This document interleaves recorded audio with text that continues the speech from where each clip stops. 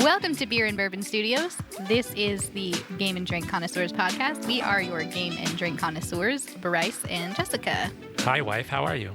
Oh, doing pretty good there, husband. How are you? I'm good. You're back. We missed you last time, but we are happy to have you back. And I am happy to be back, my darling love. And you're back just in time to talk about today's game. This is the Oregon Trail Journey to Willamette Valley. This is a tile lane, kind of pathfinding, push your luck adventure, all about giving your family to Oregon and trying not to die of dysentery, of course. Yes, based on the classic computer game that we all assumed came out in the years of our youth, but actually came out in the 70s, I realized the other day. Yeah, but we played it when we were young, so whatever. It's a 90s thing. Yeah, I'm claiming it for the 90s. And we're pairing it up with Westward, an American whiskey based in Oregon, of course. This is a really interesting whiskey. It kind of starts out like a beer in the way that they make it, and then they do some fancy whiskeying stuff, and they add stone fruits, and voila, presto whiskey. Whiskeying stuff? Well, yeah, you know, the technical term. Yes, I believe that is the term distillers use. We're going to do whiskeying stuff. Anyway, also on today's show, we have a lot of fun facts about the real-life Oregon Trail and the amazing people who journeyed it. And then we're going to close the show out from behind the bar. We're going to give you a cocktail that will be perfect for closing out this summer season, which is just about wrapping up.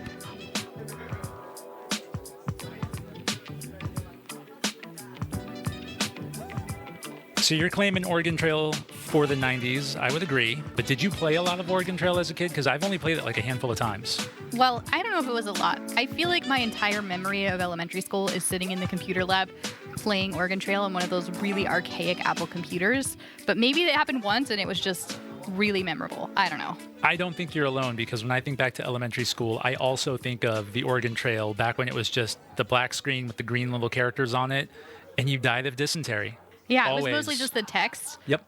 And Yeah. the little wagon, and then the guy dies. And then he walks down and he dies. And then you come into a body of water and then he dies. There was a lot of dying. There was a ton of dying. Hopefully that's not the case today with this game. We wanted to take a second also to give a quick shout out to Patrick from the Level Up Board Game Podcast, who came in and filled in for you. Great show last week or 2 weeks ago. But we're glad to have you back. But we are very, very grateful to Patrick for stepping in and doing a big show. We were talking about games we wanted to get back to the table again. So that was a big show. It was a lot of fun. Yes, thank you, Patrick. That was a great listen. And you were probably way better on the show than me. But unfortunately, this is my show, so I had to come back. Yeah, I dragged her by the hair. No, Patrick's really good. He's very much into the world of board gaming. And there were moments where it was hard to keep up with him. And I mean that in a complimentary way. I don't really consider myself the most board gamiest of board gamers, so it was kind of cool to have somebody who really encapsulates that energy on the show. Hopefully not for the last time. We'll see, though. We'll see how it shakes out. I'm also really excited about today's whiskey, not just because of the thematic tie-ins, obviously, but a whiskey that starts kind of like a beer, and then they throw some stone fruit into that. That sounds like it's going to be very, very tasty. Oh, yeah. I think it's going to be really good, especially because of the whiskeying stuff. Whiskey and stuff. There we go with that again. Well, I have here 2 glasses. We are going to pour ourselves a round of Westward American Whiskey. When we come back, we'll be taking a deep dive into the Oregon Trail Journey to Willamette Valley. We will see how it translates from the screen to the board to the table. But first, let us take an opportunity to learn a little more about today's featured brew.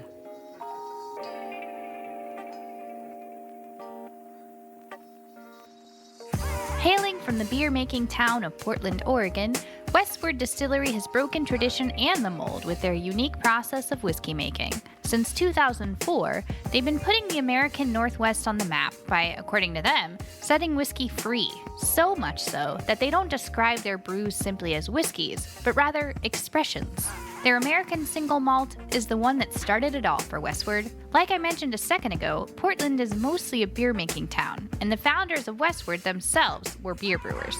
These roots shine through in their whiskeys, as their American single malt begins its life as a pale ale. Locally grown toasted barley and malt sits at the base of every batch of American. Between this step and throughout the fermentation process, stone fruits, think peaches and plums, citrus, tobacco, caramel, baking spices, honey, and toffee are added into the mix. From there, the whiskey is left to age in small charred white oak barrels until it is ready to drink. The end result has been described as a bold and flavorful whiskey with sweet, toasted aromas, a mild bite, and a plethora of smooth, malty, smoky, and sweet flavors. This unique process of brewing like a beer, distilling like a whiskey, and aging like a bourbon seems to really encapsulate the adventurous and daring spirit of the American Northwest. Throughout most of its history since the turn of the 19th century, this region has enticed and challenged only the boldest and most courageous to look and aim westward. Coming in at around $80 a bottle, though, can this recent award-winning rust-colored brew that has been described with such fancy words as debonair have the rest of us looking westward as well? We will see. In the meantime, if Westward American Single Malt has piqued your interest, you can learn more about it and everything else Westward Distillery has to offer by visiting their website at westwardwhiskey.com. That is, of course, after you're done listening to this podcast.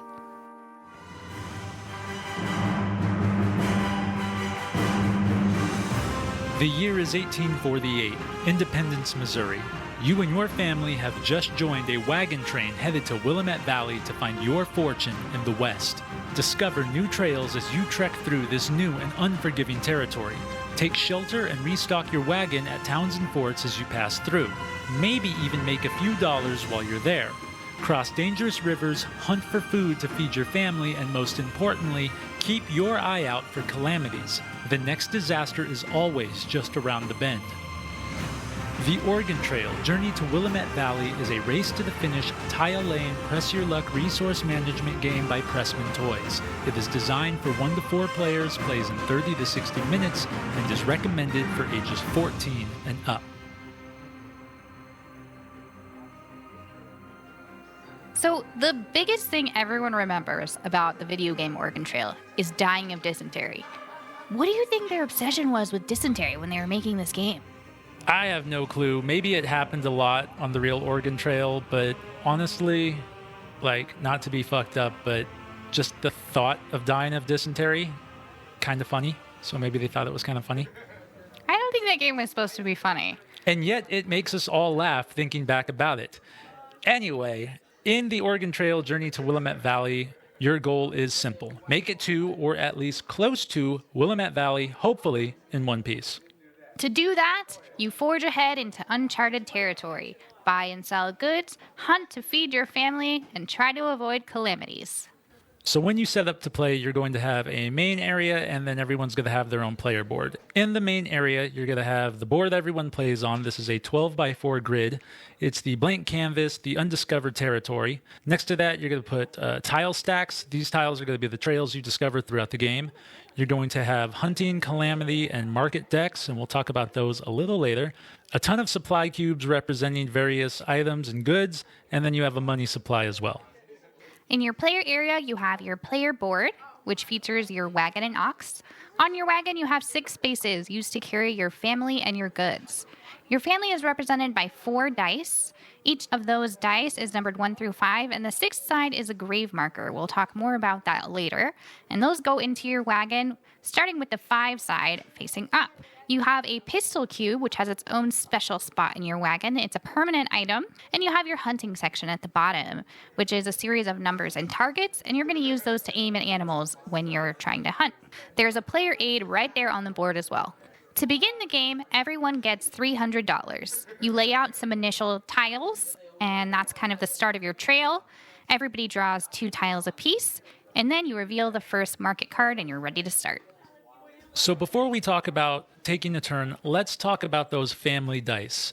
Like in the video game, death is everywhere, and those dice are going to be taking damage along your journey. Every time they do, you lower their die number from 5 to 4, 4 to 3, etc.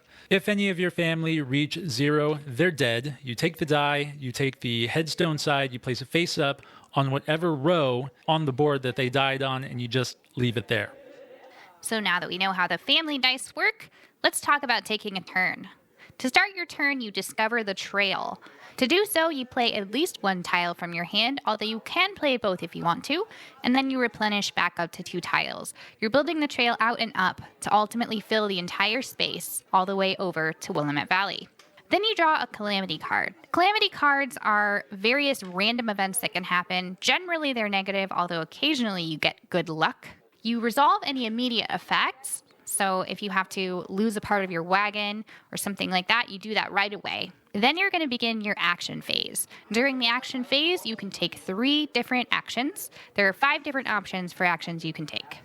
The first option you have is to move along the trail. This is done 1 tile at a time unless you are traveling on a road. We'll talk about roads a little later on. You can move forwards, backwards, or sideways on whichever column or row you're on. If you land on a winter tile, that requires winter clothes, or else each of your family is going to take damage. If you find yourself on a tile that allows you to hunt, you can also go hunting. To do this, you take your weapon cube or weapon cubes and you put them on any specific number or between 2 numbers, depending on what weapon you have, in your little hunting area. Another player is going to draw the top card from the hunting deck. If the numbers you guessed, either on or between, match the number on the card, you've killed the animal and now you get to collect the meat that the animal is worth. The bigger the animal, the more meat you get. Another option you have is to buy or sell goods.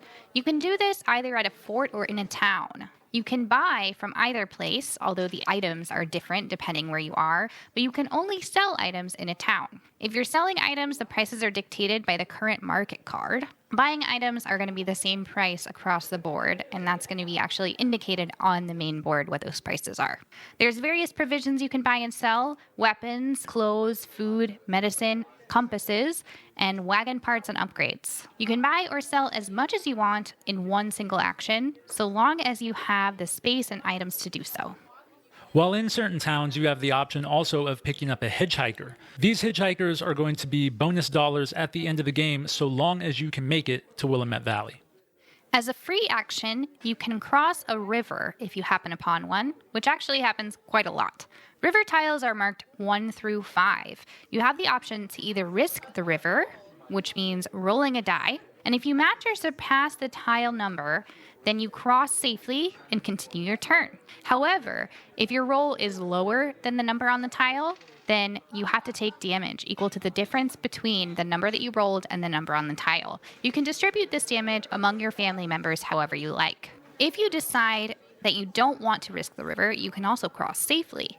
In this case, you must end your turn, but you are on the other side of the river when you start your next turn. A few more things you can do for free. You can throw away items you don't want at any time, and if you have medicine, you can give it to a family member to heal 1 damage per medicine cube. At the end of your turn, you resolve any remaining calamity effects that weren't resolved at the beginning of the turn, usually having to do with your family taking damage. And once that's resolved, you draw a new market tile, you feed your family. 1 meat cube feeds the entire family, regardless of how many are left alive. And if you don't have meat to feed your family, everyone who's still alive takes 1 damage. And that's basically the game. Players are going to take turns laying down tiles, hunting for food, buying and selling items, and racing to be the first to Willamette Valley.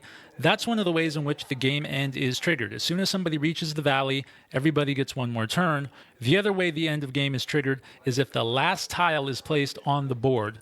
Everyone gets 1 more turn, and then the game is over. Once the last round ends, you count up your money to determine the winner. You gain additional money based on family members who made it and hitchhikers who traveled with you all the way to Willamette Valley. You lose money based on how far you are from Willamette Valley when the game ends, and any funeral expenses, which is going to be determined by dead family members and where you were when they died. Whoever has the most money is declared the winner. For a tiebreaker, count up the supplies left in your wagon, and if the game is still tied, well, fuck you, everyone dies of dysentery, and no one wins.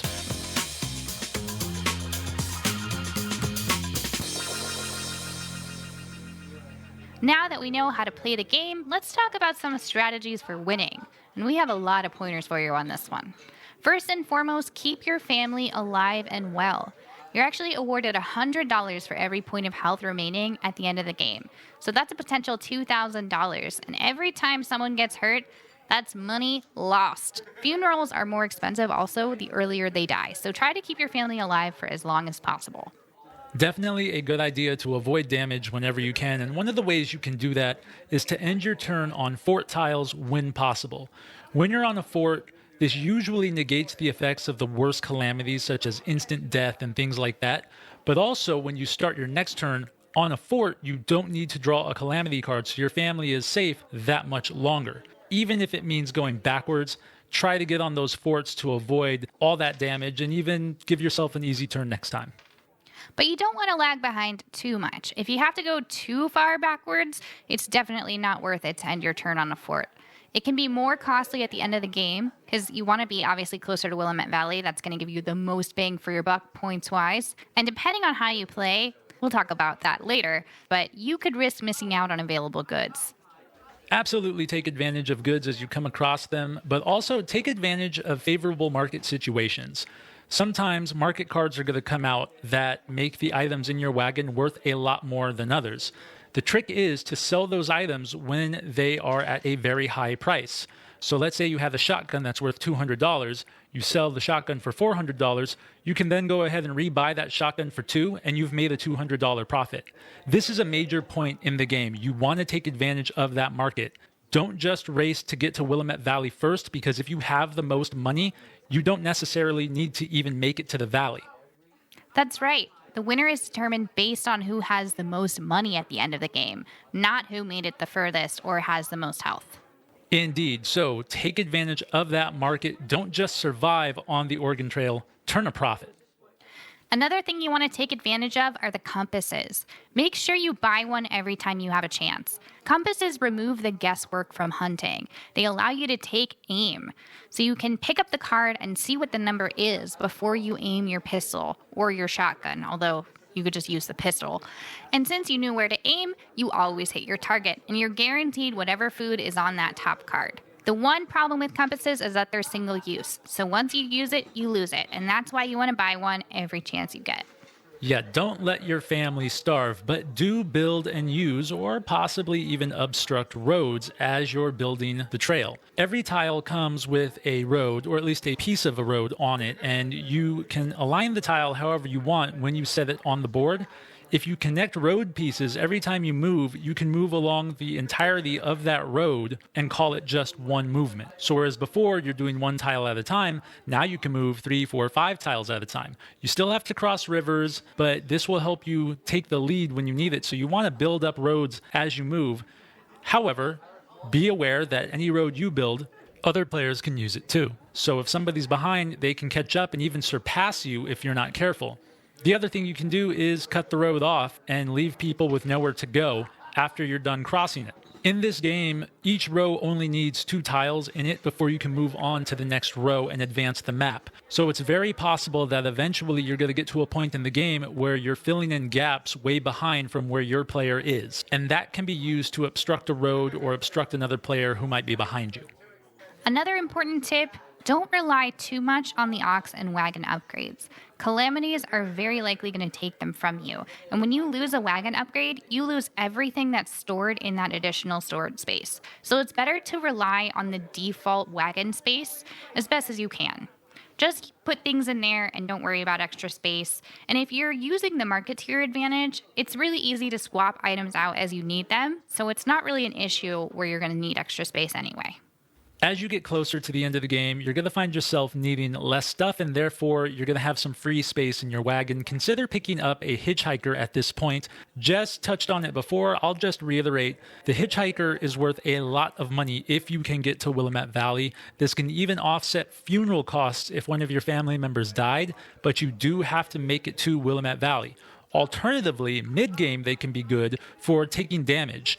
They will suffer the damage so your family doesn't have to. You do lose them once they take a hit, but it's better than, say, a family member dying or reaching a level to where they're going to be in a lot of trouble later on. That's right. Everyone would rather a stranger die than their grandmother. Absolutely.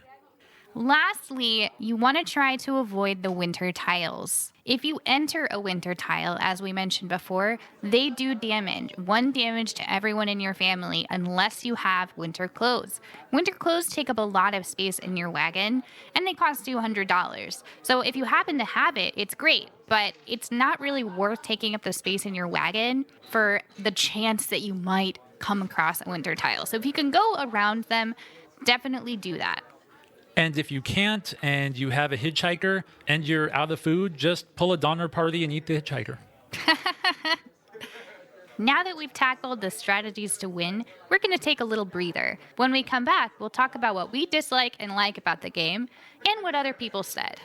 So as I pour another round of Westward American, let us take a few minutes to learn some awesome facts about the real-life Oregon Trail.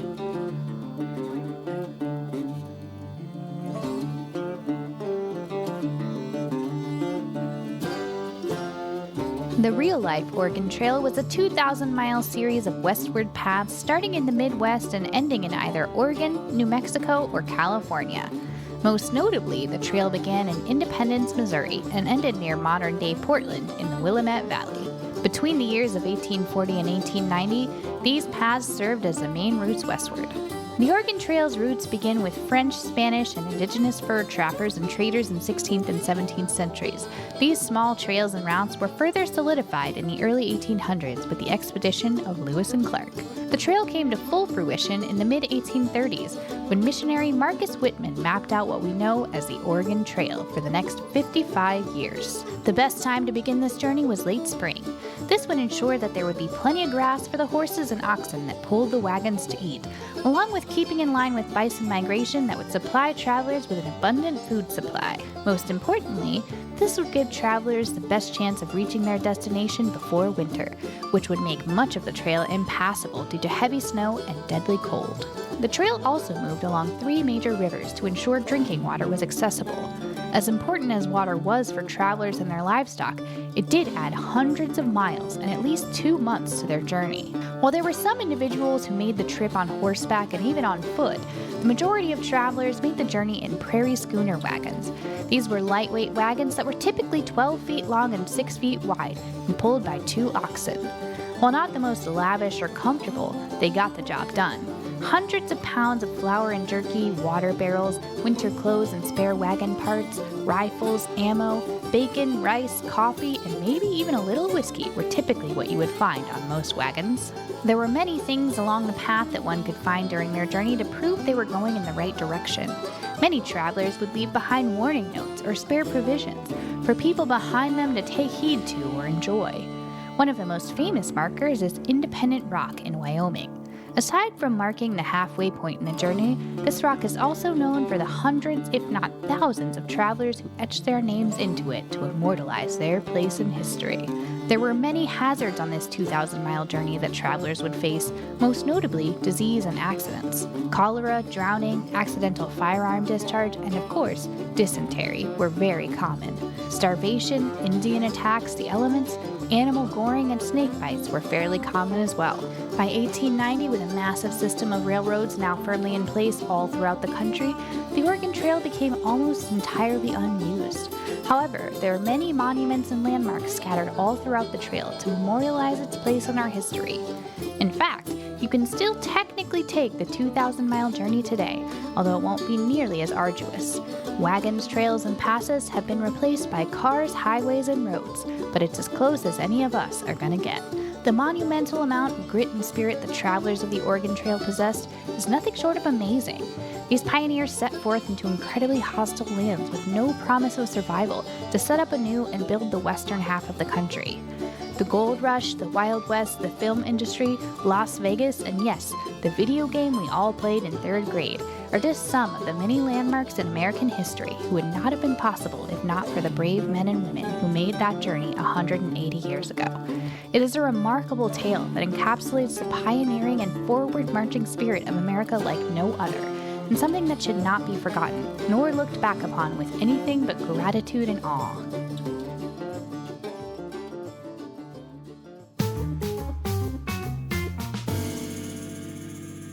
So, Jessica, I think it's safe to say that this game definitely has flaws. Absolutely, I would agree with that. However, I've kind of come around to thinking about this game in kind of a unique way, so I'm excited to talk about it with you. Let's get the dislikes out of the way first. The first problem, and this is probably the biggest problem, the rulebook. It is poorly explained in many sections. A lot of things are left to interpretation. There looks like there's a way to avoid rivers if you move a certain way, but are you allowed to? Never says. If you pull a calamity card that says reach a fort by the end of your turn to avoid it, do you end your turn once you get to the fort? Doesn't say. Do roads cost actions? Do items replenish or not at the forts? I mean, the game does not explain any of this at all. And to be honest, many board gamers would probably argue that this is the sign of a bad game, almost maybe even an unplayable game, because who wants to sit there and argue over what the rules are, my interpretation versus your interpretation, when you could just play the game instead? Yeah, that's definitely a really big challenge with this game. I even tried looking up a lot of these things, and all I found were other people asking the same questions we were. Generally, people tend to fall into one school or another, so there's usually not too many different ways you can interpret the rules, and people usually just make a determination and stick with it, but it's still a little frustrating that you have to do that at all. Another issue with this game is even with the confusing rules, it's just too easy, and it makes it kind of boring. It's really easy to cross the finish line alive and healthy. There are a lot of aspects that are they just don't seem necessary. Like the hunting component is really hard until you realize you can use a compass, and then it's like, why bother even hunting with guns at all? Yeah, it completely cancels them out. The randomness in the calamities, in the hunting cards, and the market deck can be frustrating just because it slows the game down. There's not enough of it for it to really be a major part of the game. A lot of time you just have to reach a town or a fort and nothing bad happens. And that just means it takes you longer to get to the end. But there are a lot of fort tiles, so it's not like anything is too dire. I agree with you. It does make it fairly boring. The benefit to that is that you can use house rules to adapt it to your liking. We can talk a little bit more about that in a minute. But as it is, without any adjustments to the rules, it's kind of whatever. It is kind of whatever, and that brings me to personally my biggest complaint of the game. It's not the rulebook, although that's the one that will probably turn most people off. It's not Oregon Trail enough. The fact that your family can reach the finish line in one piece, that does not feel like the Oregon Trail to me. This game should be a lot more punishing. It should fully embrace the brutality of that video game. The luck and randomness, as you said, are frustrating because it slows the game down, but the luck and randomness could have been a way to make the game more brutal, and it could have been a way to make the game more thematic and more like Oregon Trail. Do you know the game This War of Mine? We have it. I don't know if you've ever played it, though. I haven't played it, but I am familiar with it. It's one of those games where you're not going to win. Everyone just kind of does as good as they can until eventually everyone dies. And the way people die, it happens so fast and it's so brutal that you kind of laugh at it. And then you can sit there and be like, okay, I died because the guy hung himself because he couldn't drink coffee in the morning. That's funny, that's brutal, it's whatever. Let's try again. It's got that good mix in there. And I think Oregon Trail had an opportunity to do that with this game, and it was entirely missed. Yeah, I mean, I think that it's because they were maybe aiming it for families, or could be because it's a Target exclusive and they just didn't put a lot of effort into it, as they don't tend to. But yeah, it definitely could have fit with the theme of the nostalgic video game a lot better. I think it would have made it a better game because, yeah, it's harder. Yeah, we're not going to win all the time. Do you remember the first time we played? We didn't make it all the way. I think we misread the rule book or something, but everybody died and it felt more like Oregon Trail. Yeah, I don't even remember how we could have done that. We must not have been using the market, or maybe we thought you needed 1 cube of meat for each family member or something. But yeah, I think I made it to the end with one family member who had 1 point of health left, and everyone else, they had all died. So I don't know how it happened, but it felt a lot more like it should have been. Definitely a missed opportunity here for this game. It should have been that way, like you said, but it is what it is.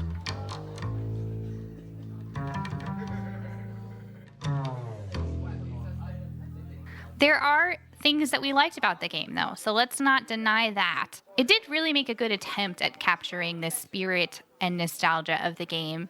It does really want you to feel like a pioneer with the ox and the wagon. It does have references to the video game in the calamity cards. There are some where you die of dysentery, although they're easy to avoid. The nostalgia factor gives it some appeal, at least an A for effort, right? Yeah, I give it an A for effort. I definitely am drawn to this game, even though I know it's not that great. The ambiguity of the rulebook is good because it leaves room to adapt it to your liking. That's nice, because if you want it to be more challenging, there's a lot of things you can do to change it up where it doesn't feel like you're hurting the integrity of the game, where altering it too much. I know a lot of people don't like house rules. This game, in my opinion, needs them. It can make the game harder. You can adjust it the way you want. Let's say you can't do certain things at a fort to save yourself from calamities. Let's say one cube only feeds 2 family members instead of all of them. There's things you can do, like you said, without damaging the integrity of the game. Make it hard, but just don't take it too seriously would be my advice then.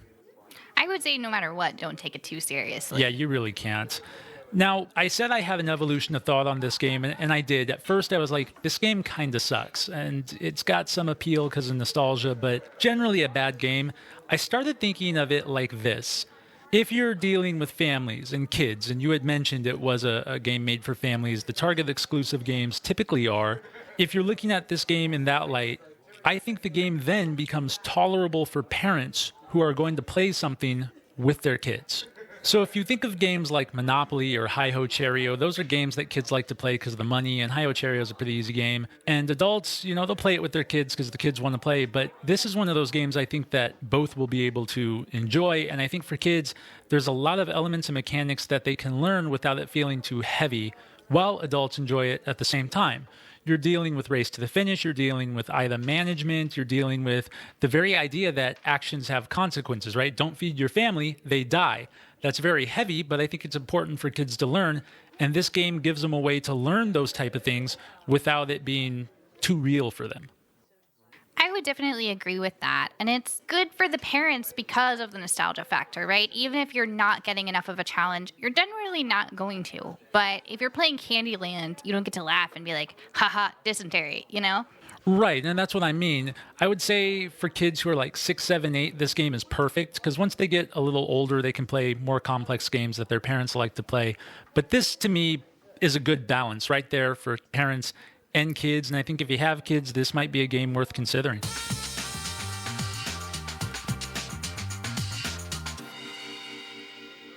Now let's talk about what other people said. First off, it gets surprisingly high praise for how janky it is.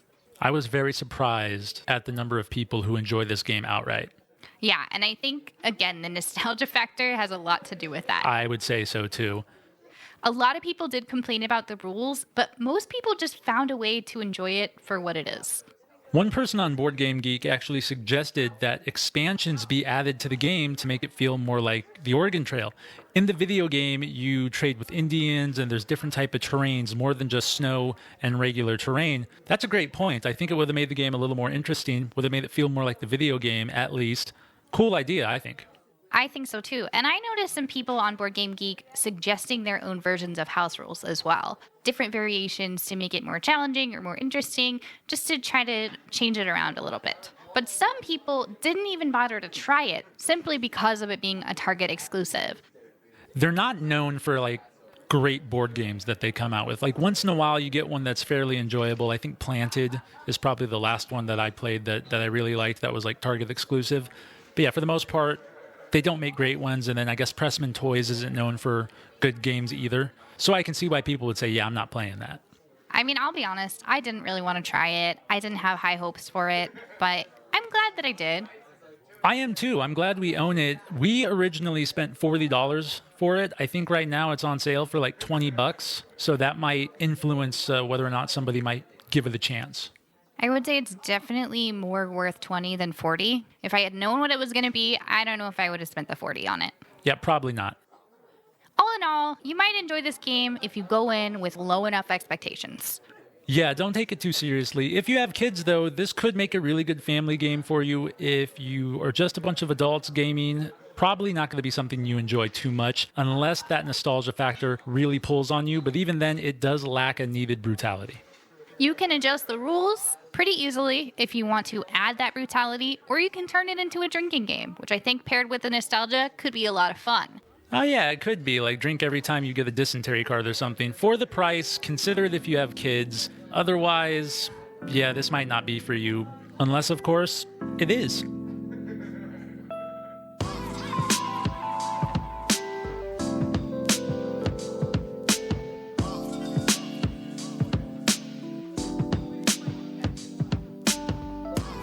So now that we've had a whole episode to sample Westward American single malt whiskey, Jessica, I gotta tell you, I love this. I am also a big fan of it, actually. It's one of the better whiskeys I've ever had. I'm usually a bourbon guy. I stay away from whiskey, not as big of a fan of it, but this has changed my mind. If I have one whiskey on my shelf, it might be this one. I think I might agree with you there. I'm not much of a drinker these days, but I definitely really enjoy this as far as whiskeys go. So let's talk about the bottle. Very unassuming. There's nothing really stand out about the bottle. I can see people walking right past this when they're browsing around for alcohol and just not paying it any never mind. There's nothing that jumps out at you. The shape is a little unique, but it's not outlandish. Which is really a shame to me, honestly, that you would need something to like really grab people as they're walking down the aisle, because it's what's in the bottle that counts more than how the bottle looks, right? What's in the bottle, Jessica, is amazing. Well, I almost like that the bottle is unassuming because it's like it allows the brew to speak for itself. And it really does. It's got a great copper color to it. I would call it more of an amber, but I think you and I argue about that distinction quite a lot. Yes, we do. Either way, shelf presence, as far as the color of the whiskey goes, I think is fantastic and was worth mentioning. When you pour yourself a glass and you take in the aroma of it, you can tell there's going to be a bite there. Yeah, but I found, and maybe because I let it sit for a while before I really took it in, but it didn't have that nostril burning, overwhelming alcohol scent that you get from a lot of whiskeys. No, it doesn't. But because of the spices in here, I would say you know it's going to kick. Is that a fair assessment? For me, the aroma was very overwhelmingly sweet, but I could tell that it was going to be a little deceptive. Me too. You can smell a lot of stone fruit in here. They use peaches. I don't know if they use plums. I'm going to guess because it has that fragrance of those, sweet stone fruits. Once you take a sip, you do feel the kick of the alcohol right away. But then you get this burst of sweet flavors. I had the opposite. And maybe it's because I sip it kind of weird. I let it sit on my tongue for a second, just the front of my tongue, before I slide it back. But for me, I got the sweetness first. Okay. And then it became very spicy, almost like a cinnamon spiciness. And then it started to burn. And that's where I got the kick. I think while it sits on your tongue, maybe the difference between you and me is I had it in the front of my tongue. I think you went directly to the center of your tongue, so you had all the sweets first. But the flavors evolve in your mouth over time. So I guess maybe we'll go like the way you drank it, on the center of your tongue, a lot of sweetness, and then you get that earthiness from the tobacco leaf. The one standout thing for me is it's malty, like a beer, because they brew it like a beer before they distill it. There's a lot of malt in this whiskey, and it gives it this kind of rich body that you don't really find in most distilled liquors. That's true. It does have a nice maltiness that I think balances really well with the sweet and spicy elements too. And also the earthiness too. It's almost like the earthiness fits into the malt perfectly. Yeah, it's a really balanced blend. It's what do they call it? An expression? Yeah, they do call it that. Okay, let's take a pause on the conversation. I was going to mention it at some point.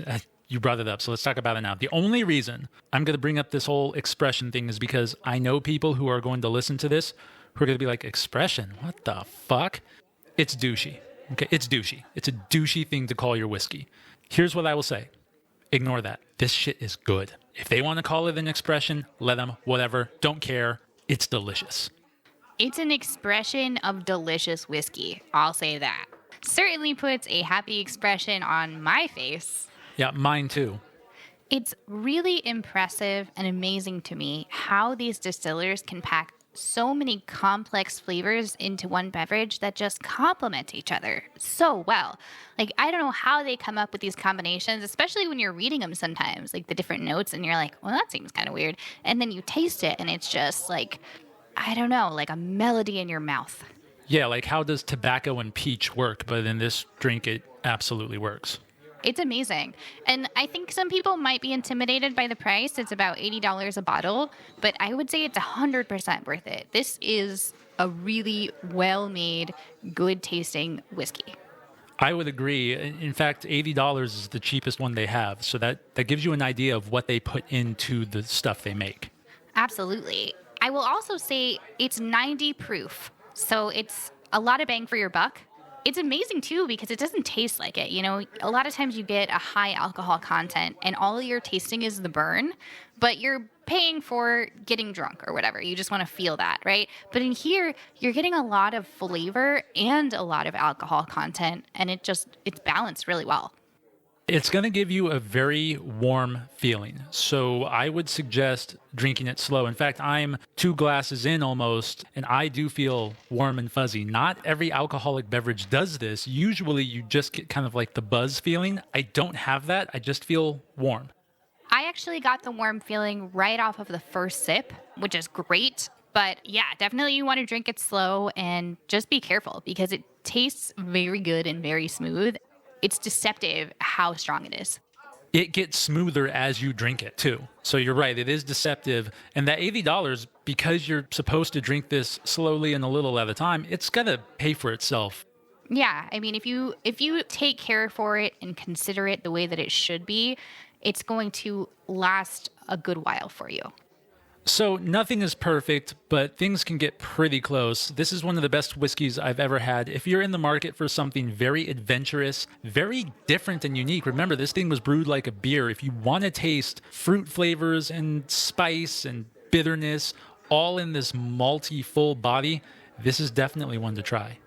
Absolutely. And don't be intimidated by the beer flavor. I'm not a beer person, and I still love it.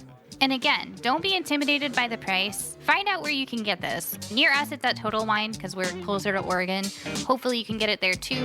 But if you can manage to pick up a bottle, it's definitely worth it.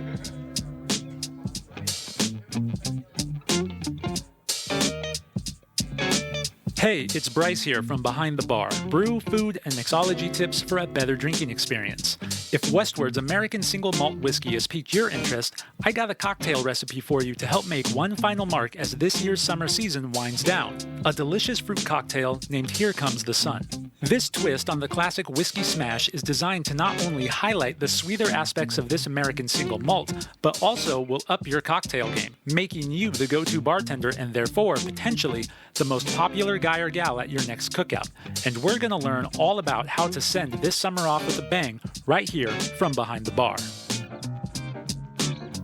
To make a Here Comes the Sun, have and pit a peach, chopping up a quarter of the fruit into chunks and the rest into around 3 or 4 decently thick slices. Set the chunks aside and throw those slices onto your grill or grilling pan until both sides have a nice char on them. Once they're ready, toss them into a shaker and add a shot and a half of Westward American single malt, half shots of both peach liqueur and honey syrup, along with a splash of lemon juice to taste. Using a muddler or something similar enough, smash all those ingredients together until mixed well.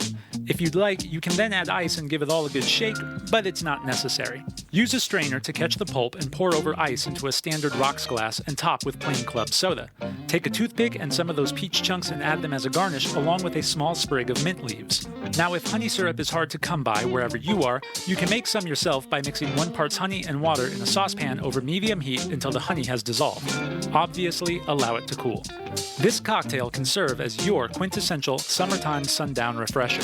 The malty body and earthy undertones of Westward American will help all that peach flavor really shine through, as its sweet and bitter profiles will be brought out heavily without being too sweet thanks to the sharp bite of the mint and alcohol content. The mint, along with the club soda, will also make this incredibly refreshing on a hot summer's day. Best of all, it pairs well with just about anything you throw on your grill. And with that, I raise my glass, toast to your health, and hope to see you next time from Behind the Bar. Cheers.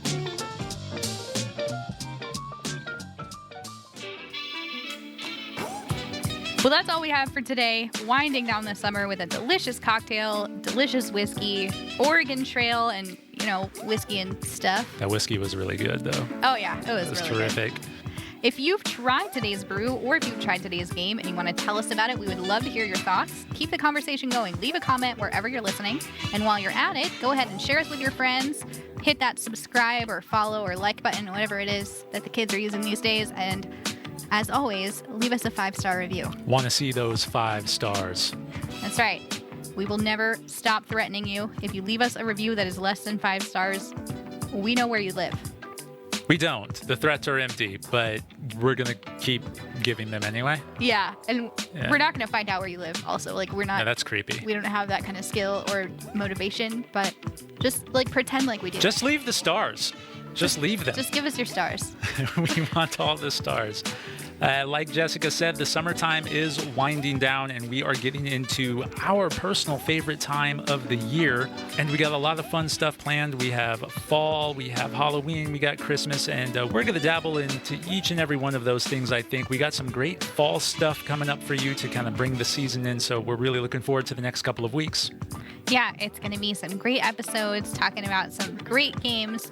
We do have a fall special that we're working on, yes. So really looking forward to that one. That'll be out right at the start of the fall season, but next week we will be back to talk about, well, I feel it's a pretty good topic this time of year. We're going to unbox seasonal drinks being released early or out of season and get into that, talk about the pros, the cons. Do we like it? Do we not like it? This should be a good conversation, so come on back for that. A lot of feelings about that one. So. I have many strong feelings about it, but in the meantime, thank you for listening to the Game and Drink Connoisseurs podcast. I'm Bryce, that is Jessica, and until next time, we'll have fun playing board games or whatever. We'll catch you later. Bye-bye.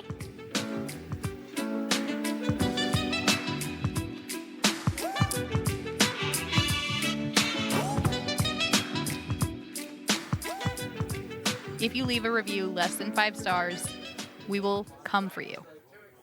Not in the way that you want. Wait, hold on, what? What? In the bad way. Let's try that all I again. didn't mean it that way, but I realized that's what it sounded like as soon as I said it. Yeah, let's try that all again. Okay.